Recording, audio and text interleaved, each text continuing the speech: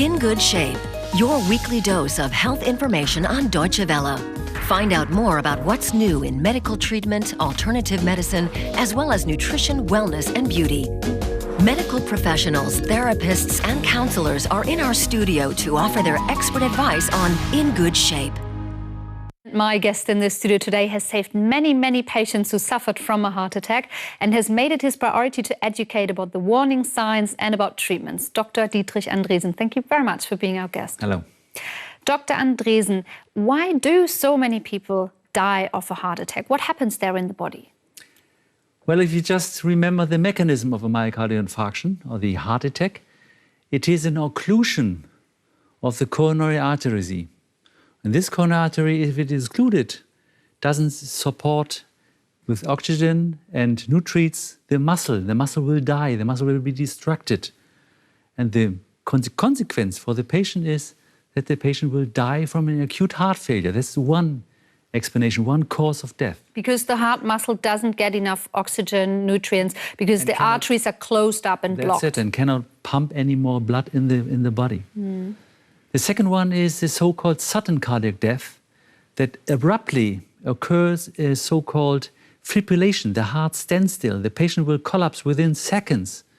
And if he's not resuscitated, he will die from sudden cardiac death. This is the most reason for dying during the acute myocardial infarction. Most common reason. Okay, so we do need to get treatment straight away. What are warning signs that should send you to the doctor? Well, the warning signs are chest pain, pain in the chest. However, it must not be a major pain. It could be a minor one. And sometimes it's radiating into the arms, left arm, right arm, sometimes in the back. However, even minor symptoms can be indication for a myocardial infarction or for a heart attack. Mm-hmm. So even if you have these minor symptoms, you're not sure whether you're just, not feeling up to it or whether you have a cough or something, it's better to go and see a doctor? And ask for an ambulance to bring you in the hospital. They will make an EKG, an electrocardiogram, and see whether it's a myocardial infarction, a heart attack or not. Okay, so it's better to call the doctor, better to be safe than sorry there. That's it. Tell us, once you've called the ambulance, say you suspect that yourself or someone around you might be suffering from a heart attack. You call an ambulance, that's the first thing you do. What do you do then? Well, the window should be open. The patient should be in a calm position and then stay with the patient. Let him not alone. Why not? Because he suddenly, abruptly can be unconscious. And if he's unconscious, you have to bring him on the bottom, on the floor, and then start resuscitation. Mm-hmm. How do you do this? You have to bring your hand, your left hand on the sternum, in the middle of the sternum. The right hand you put on the left hand, and then you pump, you compress the sternum down at least 5 centimeters with a frequency of about 100 per minute. So deep and fast enough. And this you do until the emergency system arrives. Okay, so keep the blood flowing through the body, to keep the body filled up with nutrients, basically. Yes. That's what you're doing there. All right, well, many of our viewers have written in with questions for that topic. One of them was a viewer from New Zealand, Angelique Mathieu. She wanted to know whether heart attack is actually hereditary.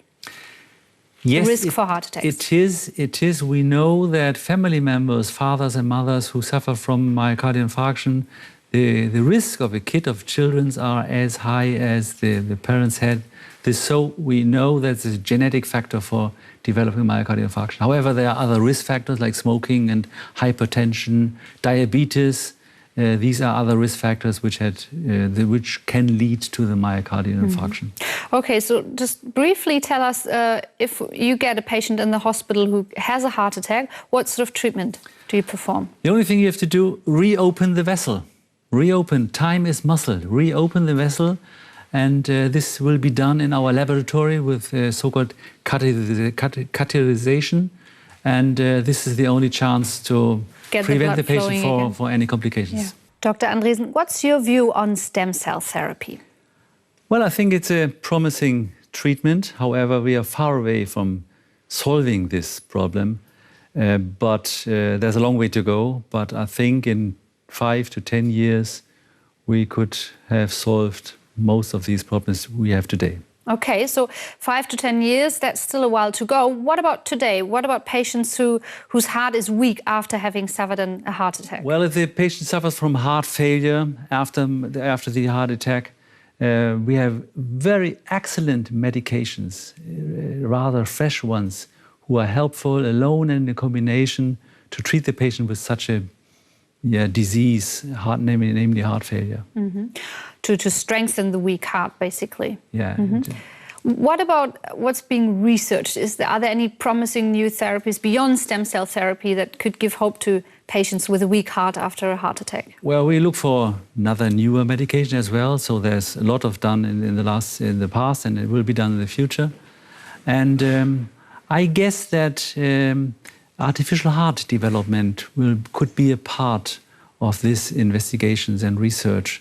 So to have a completely artificial heart which is completely implanted in the body, this could be the future for patients who suffer from really weak heart and have a huge heart failure. Okay, all right. So that's something to look forward to, I guess. But for now, many viewers have written in asking questions about how to prevent a heart attack in the first place. And cholesterol is something that comes to mind there. We've had Karl Degenhardt from the US and Hussein Kabor from Jordan, for example, beyond other people, asking what role cholesterol plays when it comes to the risk for heart attacks.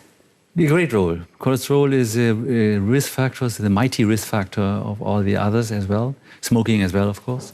And we have to do everything to reduce the cholesterol level, even before you have a heart attack. So afterwards, of course, it is very, very important. And you have to bring the cholesterol level down to 85 milligram %. This is a very low level. And you cannot do it by eating a special diet rather than by taking medication against the cholesterol level. What role does the diet play when it comes to cholesterol? There's a role, of course, but I wouldn't overestimate, because only 10% of the cholesterol is getting by nutrition in your body. 90% are built and in the liver. So it's genetic how much cholesterol you produce, to bring it basically. Down, you have to bring down the production in the liver. Okay. What else can you do to prevent a heart attack? You take medication to lower your cholesterol levels. What else is there? Stop smoking. It's really important. We have seen that in countries where a lot of patients stop smoking, we have a reduction of the heart attacks. Bring down the arterial hypertension, and of course lower those your who blood suffer, pressure. And those with diabetes, of course, patients have to treat the diabetes. So the treatment of the so-called risk factors are the treatment of choice. Okay, well, that's lots we can do for ourselves to prevent a heart attack. Thank you very much for being our guest today, Dr. Andresen. Thanks for your time. Goodbye.